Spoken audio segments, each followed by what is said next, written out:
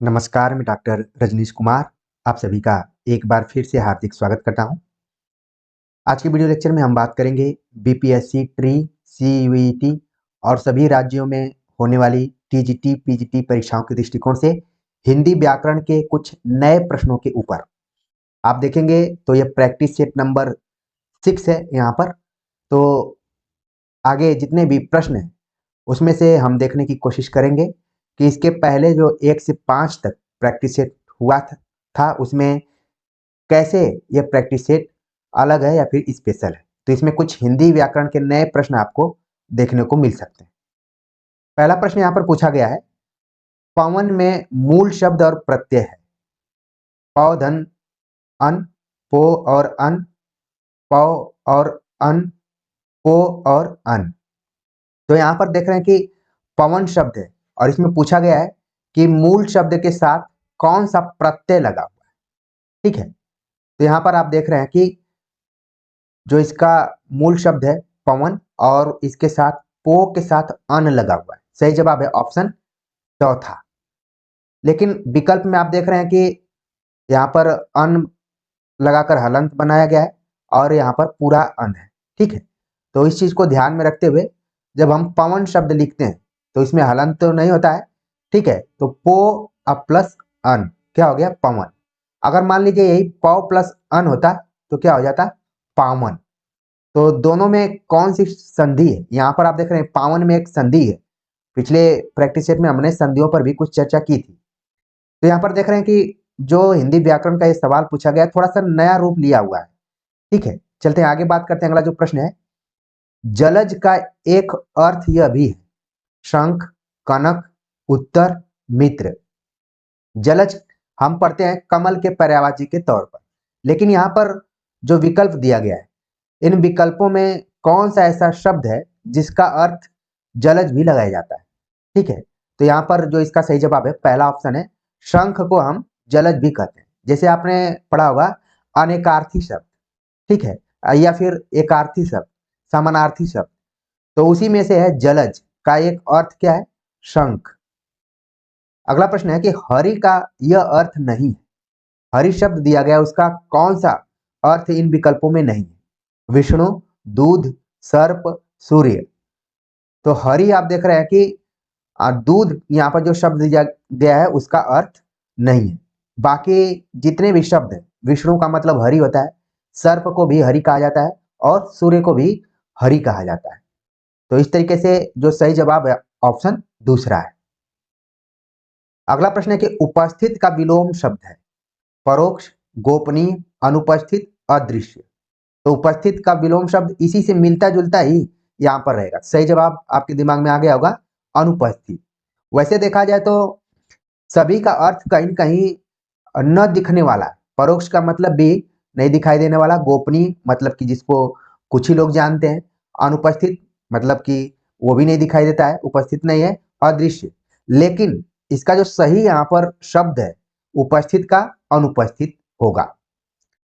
अगला प्रश्न है, अमृत का यह अर्थ नहीं है। अमृत का कौन सा ऐसा शब्द है जो कि उसके अर्थ में नहीं आता है।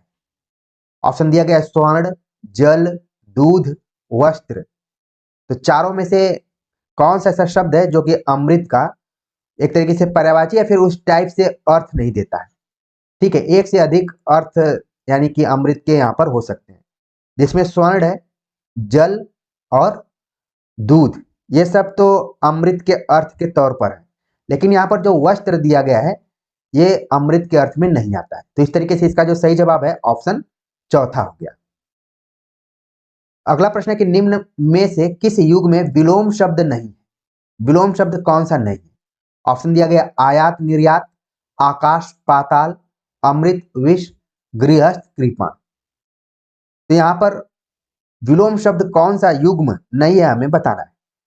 तो आप देख रहे हैं कि आयात का निर्यात होता है, आकाश का पाताल होता है, अमृत का विष होता है, गृहस्थ का यहाँ पर आप देख रहे हैं कि कृपण दिया हुआ है। गृहस्थ का हो सकता है कि आप यहाँ पर सन्यासी भी रख सकते हैं। ठीक है, तो सही जवाब क्या हो गया ऑप्शन चौथा इसका सही जवाब है कि ये दोनों आपस में विलोम शब्द में नहीं मिल रहे हैं। बाकी ऊपर के जितने भी शब्द हैं एक दूसरे के क्या है विलोम में। अगला शब्द है कि दुर्लभ का विलोम शब्द है। दुर्लभ, ऑप्शन दिया गया सुलभ, सरल, सुगम, सामान्य। तो दुर्लभ का विलोम शब्द क्या है, आपके दिमाग में तुरंत आ गया होगा। जी बिल्कुल, एकदम सही जवाब कि ऑप्शन पहला है कि सुलभ। आप अक्सर जाते होंगे, जो चीजें आसानी से मिल जाती हैं उसको कहा जाता है सुलभ, और जो चीजें आसानी से नहीं मिलती उसको दुर्लभ कहा जाता है। तो बहुत आसान सा सवाल हो गया। परीक्षाओं में कोई जरूरी नहीं कि हर प्रश्न कठिन हो, कई बार सरल सवाल भी आते हैं और यही मेरिट भी डिसाइड करते हैं। अगर इनको आप सही कर लिए तो समझिए कि आप फाइटिंग में हैं, वरना अगर इनको आसान समझकर, कई बार जब हम क्रिकेट मैच खेलते हैं तो फुल टॉस पर भी आउट हो जाते हैं और उसी फुल टॉस पे हम अधिकतम रन भी बना लेते हैं। तो चीजें समझने की बात है। अगला प्रश्न है कि निम्न में से अल्प विराम का चिन्ह है। अल्प विराम का चिन्ह कौन सा है, चिन्ह बनाए गए हैं। अब इनको आप देख रहे हैं कि अलग अलग तरीके के चिन्ह। अब हम इनको कैसे बता सकते हैं, आपको देखना ही पड़ेगा। तो अल्प विराम जो भी चिन्ह यहाँ पर दिया गया है, सही जवाब है पहला ऑप्शन। वैसे जब हम हिंदी व्याकरण पढ़ते हैं तो 6 तरीकों के चिन्हों का प्रयोग हम करते हैं। पूर्ण विराम जिसके लिए खड़ी पाई, अल्प विराम जिसके लिए एक छोटा सा कॉमा, योजक जिसके लिए एक डैश, प्रश्नवाचक के लिए प्रश्नवाचक चिन्ह, विस्मय बोधक, आप देख रहे हैं कि एक खड़ी पाई है, नीचे एक बिंदी सी है। आप पूर्ण विराम और विस्मय बोधक में बहुत कम अंतर देखेंगे, बस बिंदी का अंतर है। और उद्धरण है जिसको कि डबल इन्वर्टेड कॉमा भी कहा जाता है और सिंगल इन्वर्टेड भी कहा जाता है। तो ये मुख्य रूप से हिंदी व्याकरण में प्रयुक्त होने वाले प्रतीक चिन्ह है, ठीक है, जिनको विराम चिन्ह हम कह सकते हैं यहाँ पर, यानी हम कह सकते हैं विराम चिन्ह। ठीक, तो अल्प विराम का क्या हो गया, यहाँ पर आप देख रहे हैं छोटा सा जो कॉमा है जिसको कि अंग्रेजी में कॉमा बोलते हैं, और बाकी संबोधन दिया हुआ है। ठीक है, सेमी कोलन का चिन्ह दिया गया है। ठीक, चलते हैं आगे, बात करते हैं। अगला जो प्रश्न है, आना जाना में अपेक्षित विराम चिन्ह है। योजक, पूर्ण विराम, प्रश्नवाचक चिन्ह, अर्ध विराम। आना जाना शब्द में अगर हम विराम चिन्ह का प्रयोग करेंगे तो कौन सा करेंगे, तो सही जवाब है कि इसका जो यहाँ पर है पहला ऑप्शन, योजक चिन्ह का प्रयोग करेंगे, यहाँ पर डैश लगा देंगे जिससे ये पता चल जाएगा कि आना जाना। आपने देखा होगा जैसे कि धीरे धीरे, ठीक है ना, तो इसमें योजक चिन्ह का प्रयोग होता है। ठीक, जहां पर एक ही शब्द 2 बार प्रयुक्त होता है उसके बीच में कहीं कहीं संयोजक या योजक चिन्ह का प्रयोग किया जाता है। आना जाना में भी योजक चिन्ह का प्रयोग किया जाएगा। अगला प्रश्न है, निम्न में से किस विराम चिन्ह का प्रयोग एकाधिक पदबंधों को अलग दिखाने के लिए होता है। ऑप्शन दिया गया उद्धरण चिन्ह, विस्मयादि बोधक चिन्ह, अल्प विराम चिन्ह, प्रश्नवाचक चिन्ह। तो पूछा जा रहा है कि एक से अधिक पदबंधों को अलग दिखाने के लिए किस चिन्ह का प्रयोग हम करते हैं। तो इसका जो सही जवाब है ऑप्शन तीसरा, अल्प विराम का प्रयोग करते हैं। जब हम एक से अधिक पदबंधों का प्रयोग करते हैं तो कॉमा लगा देते हैं, ठीक है ना, ठीक, अलग दिखाने के लिए। अगला प्रश्न है कि निम्न में से विस्मयादि बोधक चिन्ह है। तो विस्मयादि बोधक चिन्ह कौन सा है, अब इस चिन्ह को देखेंगे तभी इसका सही जवाब दे पाएंगे। सही जवाब है इसमें पहला, यानी खड़ी पाई के बाद एक हल्की सी छोटी सी बिंदु यहाँ पर दिया गया है, क्या हो गया, विस्मयादि बोधक, जिसको कि हम एक्सक्लामेटरी भी कहते हैं अंग्रेजी में, और जिसमें कि हम आश्चर्यचकित होते हैं या फिर किसी को संबोधित करते हैं, खासतौर से संबोधन को ध्यान में रखते हुए इस चिन्ह का प्रयोग किया जाता है। अगला प्रश्न है कि कथन को उद्धृत करने के लिए विराम चिन्ह अपेक्षित है। जब हम किसी का कथन उद्धृत करते हैं तो उसके लिए एक खास चिन्ह का प्रयोग किया जाता है, वो चिन्ह कौन सा है। ऑप्शन दिया गया योजक चिन्ह, उद्धरण चिन्ह, प्रश्नवाचक चिन्ह, विस्मयादि बोधक चिन्ह। तो इसका जो सही जवाब है ऑप्शन दूसरा है, उद्धरण चिन्ह। यानी जब हम आचार्य रामचंद्र शुक्ल की कोई बात कोट करते हैं तो वहां पर उद्धरण का प्रयोग किया जाता है। जब हम हुबहू बातों को लिखते हैं तभी उद्धरण का प्रयोग किया जाता है। जब इसका हम केवल भाव लिखते हैं तो वहां पर उद्धरण का प्रयोग नहीं किया जाता है, हुबहू के लिए किया जाता है। यानी कि जब कोई चीज हमें पूरा याद हो कि यही वाक्य है, अगर तोड़ फोड़ कर वाक्य को प्रयोग कर रहे हैं और उद्धरण का चिन्ह लगा रहे हैं तो फिर ये व्याकरण के दृष्टिकोण से ठीक नहीं है। अगला प्रश्न है कि हर्ष, शोक और आश्चर्य की स्थिति में प्रयुक्त होता है। हंसपद, विस्मयादि बोधक चिन्ह, योजक चिन्ह, पूर्ण विराम चिन्ह। तो हर्ष की बात हो, शोक की बात हो, आश्चर्य की बात हो तो वहां पर विस्मयादि बोधक चिन्ह का प्रयोग हम करते हैं। अगला प्रश्न है क्या आप खाना खाएंगी में अपेक्षित विराम चिन्ह है। क्या आप खाना खाएंगी में कौन सा यहाँ पर चिन्ह प्रयुक्त हो सकता है। तो जैसा कि आप देख रहे हैं कि यहाँ पर सवाल पूछा गया है, तो आपके दिमाग में आ गया हो कि प्रश्नवाचक चिन्ह का प्रयोग यहाँ पर किया जा सकता है। क्या आप खाना खाएंगी, तो यहाँ पर प्रश्नवाचक चिन्ह लग जाएगा। अगला प्रश्न है, ध्वनि के लिखित रूप को कहते हैं। ध्वनि के लिखित रूप को क्या कहते हैं। ऑप्शन दिया गया पद, शब्द, वर्ण, वाक्य। तो ध्वनि के लिखित रूप को हम क्या कहते हैं, वर्ण कहते हैं। अक्सर ये सब इंटरव्यू इत्यादि में पूछा जाता है कि वर्ण किसे कहते हैं, ध्वनि किसे कहते हैं। तो जब कोई चीज केवल बोली जाए, मौखिक रूप से बोला जाए, तो वो ध्वनि के अंतर्गत है। लेकिन उसी चीज को लिख दिया जाए तो वो वर्ण कहलाता है। जैसे क हो गया, ख हो गया, ये जो मैं लिख रहा हूं ये सब वर्ण है। लेकिन जब मैं केवल क बोल रहा हूं तो ये क की क्या है, ध्वनि। अगला प्रश्न है, निम्न में से स्वर संधि नहीं है और दीर्घ स्वर नहीं है। यहाँ पर सर ये मैंने संधि बोल दिया है, लेकिन आपको बताना है निम्न में से दीर्घ स्वर नहीं है। ऑप्शन दिया गया आ, ई, ए, ऐ। तो कौन सा दीर्घ स्वर नहीं।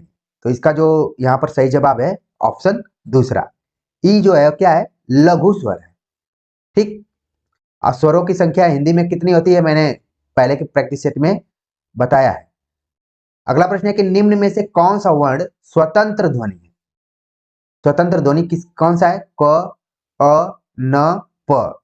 तो इस तरीके से आप देख रहे हैं कि स्वतंत्र ध्वनि जो होती है उसको हम स्वर भी कहते हैं। तो सही जवाब हो गया ऑप्शन दूसरा। देखने में सब प्रश्न बहुत इजी लग रहे होंगे, लेकिन तकनीकी तौर पर ये खतरनाक तरीके के प्रश्न है। अगला प्रश्न है कि निम्न में से किसमें संयुक्त व्यंजन है। संयुक्त व्यंजन जिनकी संख्या 4 है। अब कौन सा ऐसा शब्द है जिसमें संयुक्त व्यंजन है। ऑप्शन दिया गया भाषा, न्याय, मानव, गोभी। तो आपके दिमाग में तुरंत आना शुरू कर दिया होगा कि जो ऑप्शन दूसरा है, न्याय में क्या है, संयुक्त व्यंजन का प्रयोग किया गया है। अगला प्रश्न है कि निम्न में से कंठ व्यंजन है त, त, घ, प। तो कंठ है यानी कि गले से जहाँ कंठ से जिसका उच्चारण हो रहा हो उसको कंठ व्यंजन कहा जाएगा यहाँ पर। तो कौन सा वर्ग है, जैसा कि आप जानते हैं कि क वर्ग जो है वो कंठ से जुड़ा हुआ है। तो आपके दिमाग में तुरंत आ गया होगा कि इसमें कौन सा है, ऑप्शन तीसरा है घ। बाकी ट आप देख रहे हैं कि मूर्धा से, त क्या है दंत से, प होंठ से। तो इनको भी आपको आगे की परीक्षा के लिए ध्यान में रख लेना है। बाकी इसका जो सही जवाब हो गया यहाँ पर ऑप्शन तीसरा है। अगला प्रश्न है कि निम्न में से दंत व्यंजन नहीं है। कौन सा व्यंजन है जो कि दंत नहीं, यानी कि दांत से उसका उच्चारण नहीं होता है। ऑप्शन दिया गया त, च, द, थ। तो त वर्ग जो है वो पूरा किसके अंतर्गत आता है, दंत व्यंजन के अंतर्गत आता है। यहाँ पर सही जवाब है ऑप्शन दूसरा, च क्या है, तालु से रिलेटेड है। ठीक है। अगला प्रश्न है कि क और श का योग है। कौन सा ऐसा इसमें वर्ण है या अक्षर है जो कि क और श से मिलकर बनता है। ऑप्शन दिया गया क्ष, त्र, ज्ञ, अड़। तो सही जवाब है इसका ऑप्शन पहला, छ जो है, जिसको हम लोग पूर्वांचल की भाषा में बोलते हैं कि छतरी छ। ठीक है। तो ये क्या है, क और श के योग से बना हुआ है। जैसे हम बोलते हैं, कई बार हम उच्चारण हमारा खराब होता है तो हम बोलते हैं कि कक्षा 4 का विद्यार्थी, कक्षा बोलते हैं, लेकिन सही माने में क्या है, कक्षा। ठीक है। अगर आप संस्कृत पढ़े होंगे तो संस्कृत के जो शिक्षक रहे होंगे वो इन सारी चीजों पर बहुत ज्यादा जोर देते हैं, विशेष तौर पर बताने का प्रयास करते हैं कि कक्षा नहीं कक्षा। ठीक है। कई बार हो सकता है कि आप लोगों को इस पे मार भी पड़ी। ठीक है ना। तो ये बचपन की यादें हैं, लेकिन आगे चलकर वो हिंदी व्याकरण में बड़े प्रश्न के तौर पर दिख जाते हैं। अगला प्रश्न है कि सर्कुलर का हिंदी समानार्थक शब्द है। सर्कुलर अक्सर हम व्यवहारिक जीवन में सर्कुलर शब्द का प्रयोग सुनते रहते हैं कि सर्कुलर जारी हुआ है। तो इसका क्या मतलब है। कई बार इस तरीके के भी हिंदी व्याकरण में सवाल पूछ लिए जाते हैं। खासतौर से जो बच्चे जीआईसी या फिर जीडीसी परीक्षा की तैयारी कर रहे होंगे वहां पर इस तरीके के प्रश्न ज्यादा पूछे जाते हैं। लेकिन हो सकता है कि बदलते हुए पैटर्न में जो आगामी परीक्षाएं हैं उनमें भी ये सवाल आ सकता है। सर्कुलर का संबंध किसे है, समानार्थक। ऑप्शन दिया गया आदेश, परिपत्र, विज्ञप्ति, अधिसूचना। तो इसका जो यहाँ पर सही जवाब है, सर्कुलर का मतलब होता है परिपत्र। ठीक है। तो यहाँ पर देखिए आदेश को हम बोल देते हैं कि ऑर्डर आया हुआ है। परिपत्र का मतलब हो गया सर्कुलर। विज्ञप्ति का बोला जाता है कि प्रेस नोट, ठीक है।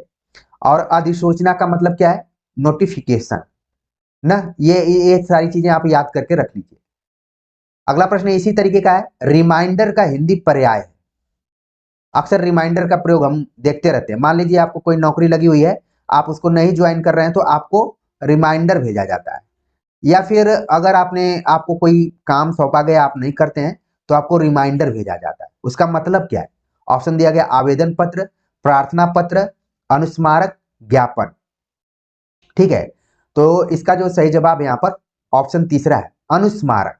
मतलब आपको जब कोई चीज याद दिलाई जाती है, रिमाइंड कराई जाती है, आपको रिमाइंडर भेजा जाता है।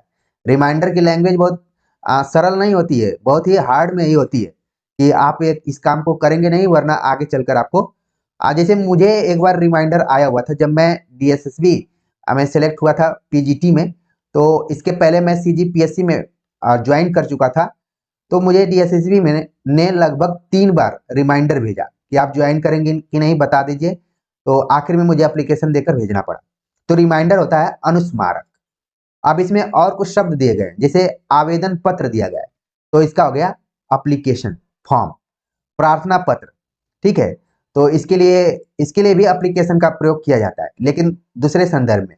ज्ञापन का है मेमोरेंडम, ठीक है। लोग बोलते हैं ना कि मेमोरेंडम दिया गया है, ठीक। तो इसका जो सही जवाब था रिमाइंडर का, ऑप्शन तीसरा है। अगला प्रश्न है कि निम्न में से कौन सा शब्द डेपुटेशन का हिंदी पर्याय? ऑप्शन दिया गया नियुक्ति, प्रतिनियुक्ति, तदर्थ नियुक्ति, पदोन्नति। तो डेपुटेशन बड़ा ही अच्छा शब्द है ये।